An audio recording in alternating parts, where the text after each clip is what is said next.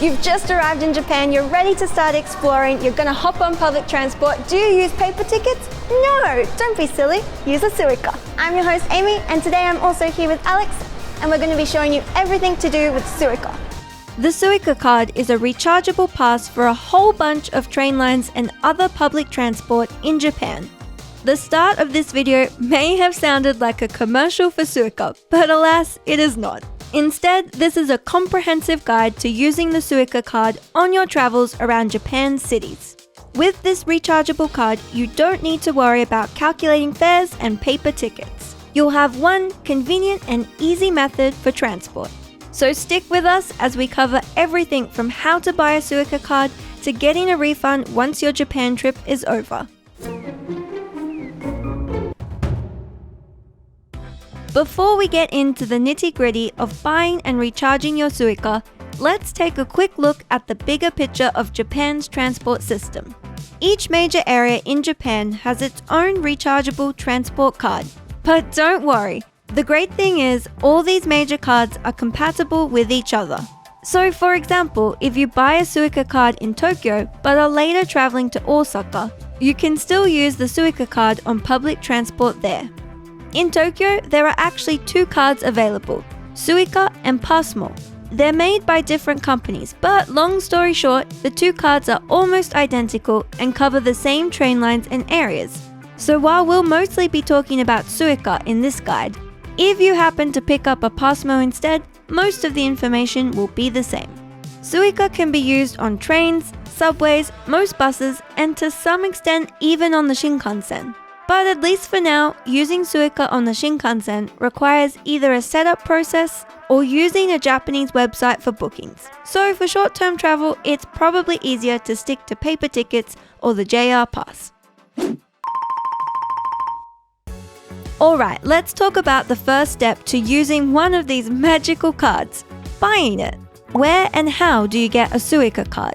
If you want to be really organized, you can buy one online and have it shipped to your home before your trip. Visit our Suica card article for the info on that, but otherwise, the main places you can purchase a card are at any JR East ticket machine or at the JR East travel service centers. If you want to pick one up as soon as you arrive, you can do this at both Narita and Haneda Airport. Or you can always grab a Suica or Pasmo card from a ticket machine at any train station once you're in the city. Before we show you how to purchase one from the ticket machine, let's quickly talk about a special card designed for tourists. Welcome Suica and Pasmo Passport are rechargeable cards designed for short-term travel. The main difference is they automatically expire after 28 days and you cannot get a refund for the remaining balance. The Welcome Suica doesn't have a 500 yen deposit though, so depending on how you're using it, this could be convenient. You can pick these up at service centers at Narita and Haneda Airport. Okay, let's imagine you've just landed in Japan and you want to buy a Suica card from the ticket machine. Let's show you how to do that. Alright, first up, of course, what you have to do is buy the Suica card, so let us show you. First, we're going to change to English. Guidance will be displayed in English. Perfect. And then what we do is we want to purchase a new Suica card. Now, with the new Suica card, you can get either just a normal one or you can get one with your name inscribed on it. The advantages of this is that if your name is on it, if it gets lost, then it'll easily be able to get back to you. However, it is a little bit extra money. So it's up to you whether you want to do that. We're TokyoCheapos, so we're just going to do the cheap option today and get a blank Suica card. So we'll come over and press that. And as you can see, we've got a whole bunch of different amounts that we can put on. The cheapest one is 1,000 yen. That's going to be a 500 yen deposit and then 500 yen that you can use while you're traveling. There is always this 500 yen deposit, but you can get that back later, so no worries. Again, today we're just going to go with the cheapest option, the 1,000 yen. So let's click on that. Alright, and one last thing to note is that you can only use cash for most of these machines, so you can't use credit card. Let me get my cash here. Alright, so we got our 1,000 yen bill. Pop that in the slot.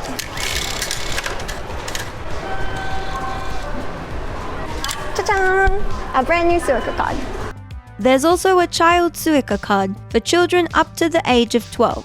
The fare is half price, however you need to buy this from the ticket service center and show proof of age.